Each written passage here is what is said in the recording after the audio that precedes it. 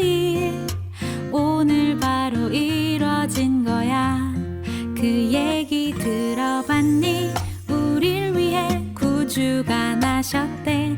베들레헴 작은 마국간에서 오늘 태어나셨대. 우릴 죄악 가운데 버려둘 수 없어. 오늘 우리에게 주신 하나님의 말씀은 전도서 10장 12절에서 15절까지 말씀입니다. 지혜자의 입의 말들은 은혜로우나 우매자의 입술들은 자기를 삼키나니 그의 입의 말들의 시작은 우매요 그의 입의 결말들은 심히 미친 것이니라. 우매한 자는 말을 많이 하거니와 사람은 장래 일을 알지 못하나니 나중에 일어날 일을 누가 그에게 알리리요. 우매한 자들의 수고는 자신을 피곤하게 할 뿐이라. 그들은 성읍에 들어갈 줄도 알지 못함이니라. 아멘. 그 얘기 들어봤니? 우릴 위해 구주가 나셨대. 베들레헴 작은 마국간에서 오늘 태어나셨대. 우릴 죄악 가운데 버려둘 수 없어서 하나님의 사랑이 여기 내려오셨대. 하늘에는 영광이요 땅에는 평화로다. 모든 사람 기뻐할 큰 기쁨의 소식 그 얘기 들어봤니?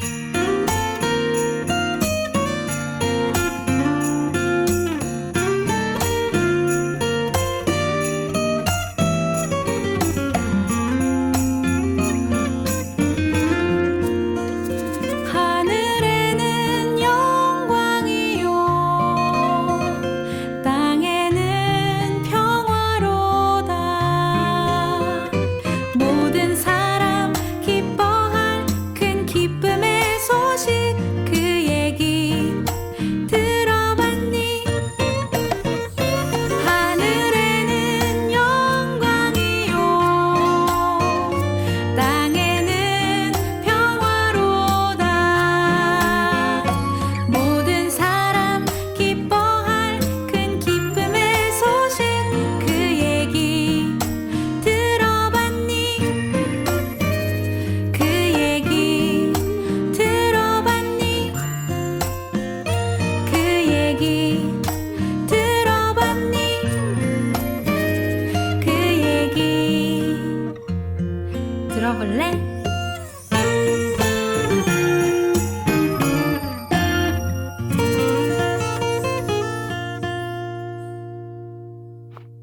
오늘도 우리 주님의 크신 은혜와 사랑이 저와 여러분에게 가득하길 바랍니다. 어제는 우리 교회의 권사님과 집사님들, 우리 교회에서 가장 큰 어른들과 함께 식사의 자리를 했습니다. 사역자들이 늘 앞서서 선신하시고 믿음의 본을 보이시고 이제는 연로하신 분들을 대접해야 마땅함에도 언제나 이렇게 대접해 주시는 이 모습들 앞에서 죄송한 마음이지만 동시에 연말마다 이렇게 이런 자리를 마련해 주시는 모든 어른들에게 참 감사한 마음이 있습니다. 왜냐하면 그 시간이 저에게 큰 덕이 되는 시간이기 때문입니다. 뭔가 많은 말을 주고받는 것이 아니라 인생을 미리 살아오셨던 분들의 모습을 면전 앞에서 뵙는 것만이라도 여러분 그 짧은 시간이 제 인생에는 참 많은 것들을 겸손하게 해주는 귀한 시간입니다. 그 시간이 아니고서는 우리 가족을 제외하고 내 가족이 아닌 다른 가정의 인생의 한 시대를 살아왔던 노년들과 식사를 할 기회는 세상에서는 만나기가 힘듭니다. 아무쪼록 여러분들도 기회가 있으면 꼭 그런 식사의 자리를 가져보시기를 축복합니다. 어제 이어서 지혜자와 우매자의 입술에 대한 말이 나오고 있습니다. 여러분, 우매자는 자기 인식이 잘못됐다고 했었어요. 자기 인식이 내가 지식이 있고 지혜롭고 바르다고 생각하는 것부터 출발한다고 했습니다. 여러분 어제 말씀 잘 들으셨죠? 복습하는 겁니다. 그래서 그대로 되면 어떻게 돼요? 지혜자의 행동은 질서를 훼손시킨다고 그랬습니다. 그 결말은 어떻게 됩니까? 질서가 훼손되니까 어떻게 됩니까? 내가 뱉은 에너지가 나한테 돌아옵니다. 즉, 여러분 파리가 향기로운 향수에 빠져서 모든 것이 다 향기가 사라지고 악취가 나지만 결국에 죽은 건 파리입니다. 자기에게로 돌아온단 말입니다. 그래서 어리석은 겁니다. 결말이 자기에게 해가 되는 겁니다. 오늘 말씀도 마찬가지인데요. 12절에서 우매의 결말은 미친 것이다. 여러분 이걸 알면요. 어리석게 살 수 없습니다. 남을 죽이려고 하는 게 아니라 결국 내가 죽는 겁니다. 오늘 말씀 계속해서 이어지는데 우리 어리석은 자에 대한 소개를 통해서 우리는 오히려 지혜를 배웁니다. 난 지혜를 배워야 돼. 지혜를 배워야 돼. 참 말을 많이 하는데요. 근데 지혜를 정작 배우지 못하는 이유는 뭔지 아세요? 어리석은 것이 무엇인지를 보려 하지 않기 때문인 거예요. 성경은 계속 대조를 하고 있습니다.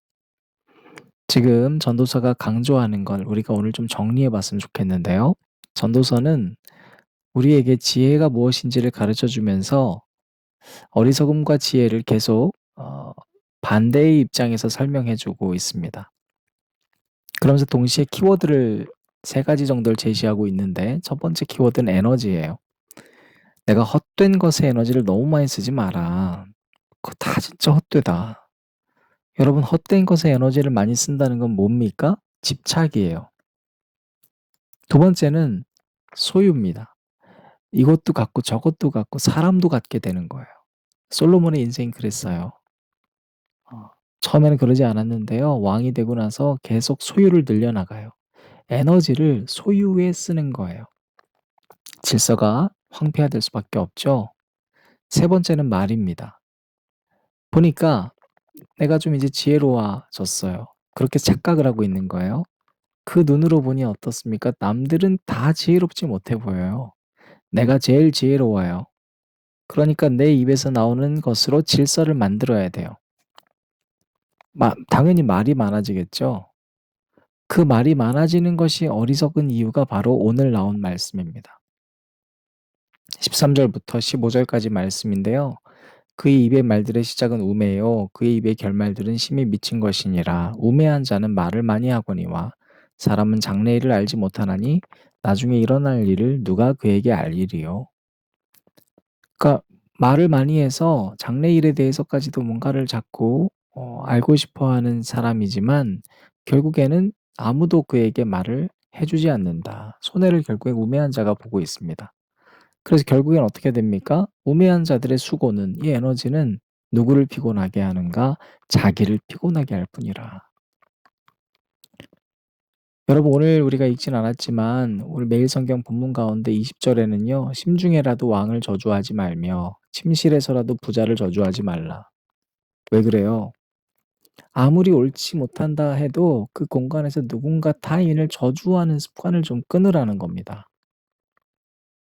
결국에는 그 말을 전한다는 거예요. 공중의 새가 그 소리를 전하고 날짐승이 그 일을 전파할 것입니다. 정말로 지혜로운 자는 그 악한 왕이 하나님의 심판을 받을 것임을 알고 믿는 자고 정말 지혜로운 자는 그러므로 그것을 반면교사 삼아서 내가 그렇게 살지 않는 건데 우매한 자는 말만 계속 이렇게 저주의 말을 쏟아낸다는 거예요. 결국엔 그 말을 이 공간 안에 머물러 있는 것 같다고 착각하지만 다 전파되게 된다. 여러분 우리 솔로몬의 인생이 어땠는가 한번 돌아보죠. 솔로몬의 처음은 어땠습니까? 1000번제를 드리고 나서 하나님이 그를 기뻐 여겼어요. 내가 다 주겠다 했을 때 어떻게 했습니까? 나는 필요 없습니다, 하나님. 소유형의 사람이 아니었어요. 여러분 솔로몬이 구했던 건 뭔가 하나님 제게 듣는 지혜를 주십시오. 그는 말하는 데 에너지를 쓰려고 하지 않았습니다. 여러분 솔로몬의 고민은 뭐였어요? 나처럼 능력 없는 자가 자기 자신을 과대하게 포장하지 않았어요. 백성들을 잘 다스릴 수 있도록 제가 듣는 자가 되겠습니다. 목적이 존재들에게 있었어요. 그런데 왕이 되고 살다 보니까 소유의 에너지를 쓰기 시작을 했어요. 지식의 에너지를 쓰기 시작했어요. 집들을 늘리고 건물들을 늘리고 사람들을 늘리고 많은 책들을 끌어모으고 그렇게 살았어요. 결국엔 아무리 그가 화려한 인생을 살아간다 해도 그가 깨달았던 유일한 진실은 뭐였는가? 헛되게 살았다는 거예요. 여러분, 그렇게 지혜가 깨달아졌던 순간이 언제였냐면 솔로몬의 나이가 노년이 되었을 때입니다. 그때 비로소 솔로몬이 우리에게 말하는 거예요. 얘들아, 세상 집착하지 말아라. 너희들 에너지 있는 건 좋은데 그 에너지로 관심 가지는 것도 좋은데 너무 몰입하지 마라. 한 단계 좀 건너뛰어서 봐야 한다. 여러분, 정말 좋아 보이는 것, 정말 좋아 보이는 사람을요, 한 단계 건너뛰어서 볼 수 있어야 합니다. 너무 가까이 붙으면요, 집착하게 되고 소유하고 싶어지고, 여러분 너무 사랑하다 보면요, 결국엔 팔이 안으로 굽기 시작해요. 우리 인생에 정말 가까운 부모, 자녀, 가족 관계가 그래요. 여러분, 아이러니하게도요, 가족들이 상담이 안 되는 이유가 뭔지 아세요? 가족들은 아무리 옳은 얘기도 나한테 정말로 득이 된다고 생각하지 않는 사람의 이야기는 절대 듣지 않아요. 그냥 위계 질서로 받아들여요. 여러분, 가족들이 왜 서로에게 진심 어린 충언을 하지 못하는가? 위계 질서로 얘기하기 때문이에요. 여러분, 또 가족들이 왜 서로에게 상담이 안 되고 서로에게 진실 어린 친구이자 조언이 안 통하는지 아셔요? 가족이기 때문이에요. 끊어지지 않아요. 그러니까 가족들의 지혜를 주고받는 것이 정말로 지혜로운 사람이 되지 않으면 우린 모두가 다 팔이 안으로 굽는 사람들이기 때문에 결국엔 거기서 지혜롭지 못한 일들이 많이 생겨나는 걸 우리는 정치권들을 통해서 볼 수 있습니다. 여러분, 그 상태는요, 팔이 안으로 굽었다는 상태는 이미 내가 집착하고 있는 상태예요. 그래서 우리는 한 단계를 뛰어서 서로를 보고 내 인생의 중요한 질문과 고민 가운데서는 한 단계를 건너뛰어 있는 사람에게 물어볼 수 있는 지혜가 필요한 것이죠.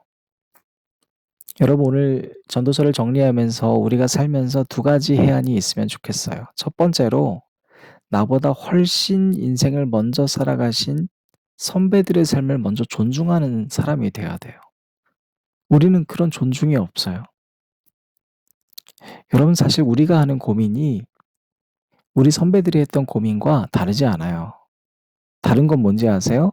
우리는 고민을 가지고 아직 살지 않았고 살아내지 않았고 그분들은 그 고민을 가지고 이미 살아보신 분들이라는 거예요. 어마어마한 차이예요. 이거는. 그죠? 고민의 내용은 똑같아요. 본질적으로는 우리 뭘 먹지 같은 사소한 것부터 결혼 어떻게? 행복한 결혼은 뭐지? 아이는 어떻게 키워야 되는 거지? 직장만은 어떻게 하는 게 맞지? 인간관계, 그렇게 미운 그 사람과의 관계 어떻게 하면 좋지? 인생 말년을 어떻게 준비해야 되지? 다 이런 고민이거든요. 그런데 인생을 이미 살아보셨던 분들에게는 한 단계 뛰어서는 질문을 절대 하지 않고 누구랑 이 질문들을 해결하는가? 팔이 안으로 굽은 사람들과 얘기하고 있어요. 다 나에게 좋은 얘기 해줄 수밖에 없는 사람들에게 얘기하거나 같은 연배의 사람들, 기껏해야 10살 정도 차이 나는, 혹은 뭐 20살? 20살도 힘들죠. 근데 그들도 다 같은 고민 중에 살거든요. 혹은 다 같은 직종에 있는 사람들, 같은 취미군에 속하는 사람들끼리 얘기를 해요. 그러니까 해답이 없는 거예요. 아니, 애초에 내가 그 해답을 받아들일 준비가 되어 있지 않아요. 여러분, 칼 필레머 교수라고 하는 분이 30년 정도 인간의 삶과 노년의 가치를 연구를 하다가 어느 날 문득 회의가 들었어요. 왜 인생에는 고민이 반복될까? 그런데 그때 알게 된 것이 '우리가 무시했던 사람들이 있었구나. 바로 그분들이 이미 이 고민을 살아왔던 노년의 분들이었다.' 그래서 코넬 대학교와 함께 5년 동안 70세 이상의 인생을 살았던 1,000 명의 노년의 인생들을 찾아가면서 인생의 질문을 묻고 답을 기록하면서 책을 썼습니다. 그 책 이름이 '내가 알고 있는 걸 당신도 알게 된다면.'이라는 책이에요. 그들의 삶을 시간으로 합쳐 보니까 8만 년이고요. 3만 년의 결혼 생활을 했고 3천 명의 아이를 육아했어요. 여러분 그럼 그걸 다 모아 보면 어느 정도의 뭔가 지혜가 모아질 거 아니에요. 그걸 기록한 책입니다. 여러분 전도서에서 솔로몬은 비로소 노년이 되고 나서 지혜를 전하고 있는 거예요. 따라서 우리가 살면서 바로 한 단계 건너뛰어서 내가 한 번도 물어보지 않았던 인생을 살아가신 분들에게 진심으로 여러분의 고민을 이야기할 수 있는 사람이 되면 좋겠어요. 팔이 안으로 그만 굽고요. 어차피 거기에 해답이 별로 없어요. 반면에 여러분 우리가 상대적으로는 누군가에겐 나이가 많거든요. 그 누군가에게 우리는 어른이에요. 늘 상대적이잖아요. 그럼 우리는 그들을 어떻게 바라봐야 될까요? 아까 우리가 어땠습니까? 노년과 우리를 비교하면 우리는 아직 살지 않았던 삶이잖아요. 그분들은 이미 살아내셨고. 우리는 답이 없어요, 아직. 늘 고민 가운데 있어요. 근데 상대적으로 이런 고민을 하고 있는 다음 세대가 있다는 거예요. 우리는 어떻게 해야 될까요? 그건 여러분 해답이 간단해요. 한 단계 건너뛰어 서 있는 어른들이 우리에게 막 다가오시던가요? 아니요, 기다리세요. 우리가 다가올 때까지. 여러분 다음 세대를 향해서는요. 그들의 변화를 기다려주는 사람이어야 돼요. 다음 세대를 향해서는요. 그들이 변화를 하는 모습을 우리가 아직 못 보았기 때문에 신비로움으로 봐야 된다 했습니다. 여러분 신비로움으로 보는 사람은 농부처럼 사는 거예요. 나무를 사다가 심는 사람은 잘 몰라요. 근데 씨앗을 심는 농부는 알아요. 씨앗을 심을 때 열매를 바라보고 기다려요. 그러니까 신비로움을 보는 거죠. 여러분 그대로 같이 기다려주고 바라봐주면 언젠가 열매 맺는 거예요. 필요한 건 뭔지 아세요? 결국엔 시간이 필요한 거예요. 여러분 씨앗이 땅속에 파묻혀도 아예 안 보이고 오늘 내일 간다고 씨앗이 뚫고 나오는 게 아니에요. 근데 그때 믿어주는 거예요. 살짝 흙을 뚫고 줄기가 올라올 때는 "야 이게 뭐야. 나무는 이 정도는 돼야지." 하면서 "나 때는이라고 말하는 게 아니라 작게 줄기가 올라올 때 마치 천하라도 뚫은 것처럼 막 박수를 쳐주는 팔이 안으로 굽는 사람들이 아니라 그냥 격려하고 물 주고 기다려 주는 거예요. 여러분 그것이 바로 위대한 영성가이자 심리학자였던 헨리 나우엔의 변화였어요. 나우엔이 심리학자인데 아버지랑 늘 다퉜어요. 아버지 앞에서 잘난 척한 것처럼 보인 거예요. 아버지도 싫어요. 말끝마다 "넌 심리학자니까 네가 더 잘 알지 뭐." 이렇게 얘기를 하는 거예요. 나우엔도 이게 싫어요. 근데 늘 불편한 관계였던 이들이 여행을 가는데 갑자기 여행을 가게 된 계기가 있었어요. 어느 순간 갑자기 나우엔이 '이상하다. 가장 불편한 이 사람과 내가 왜 불편하지 않지?' 그때 깨달은 게 여러분 '아버지도 늙었고 나도 늙었구나.'라는 걸 깨달아요. 그리고 그 늙음은 더 이상 서로를 고쳐주려고 하지 않는 상태임을 알게 되는 거예요.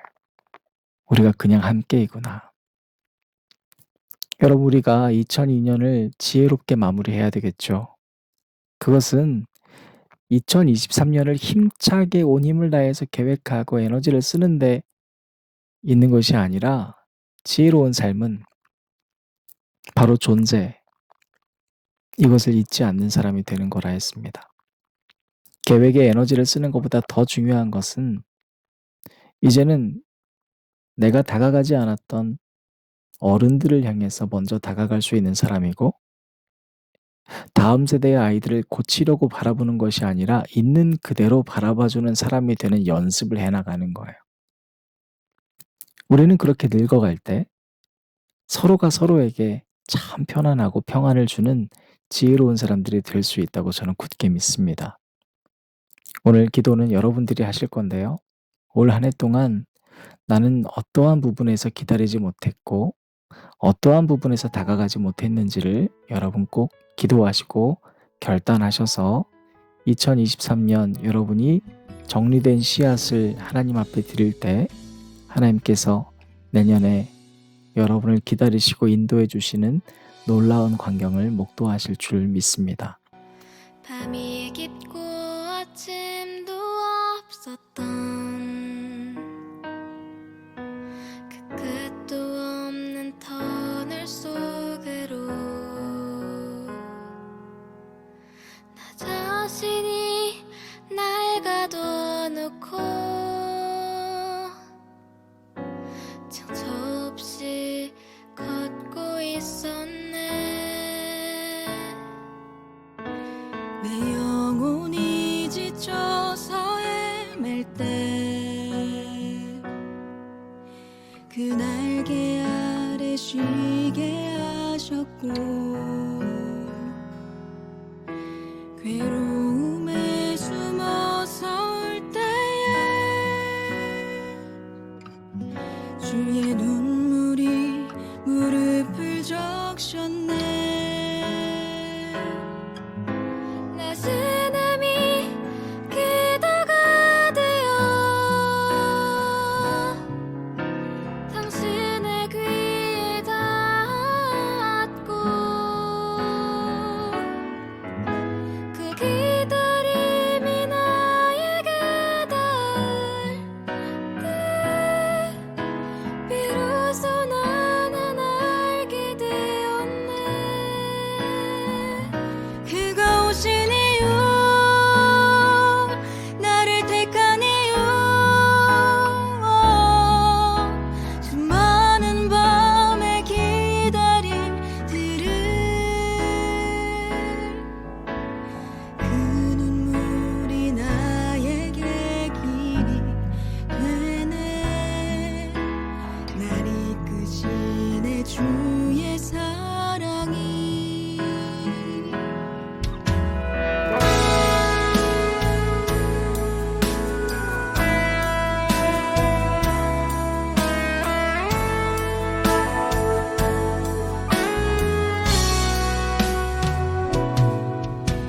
내 영혼이 지쳐서 헤맬 때 그 날개 아래 쉬게 하셨고 괴로움에 숨어서 울 때에 주의 눈물이 무릎을 적셨네.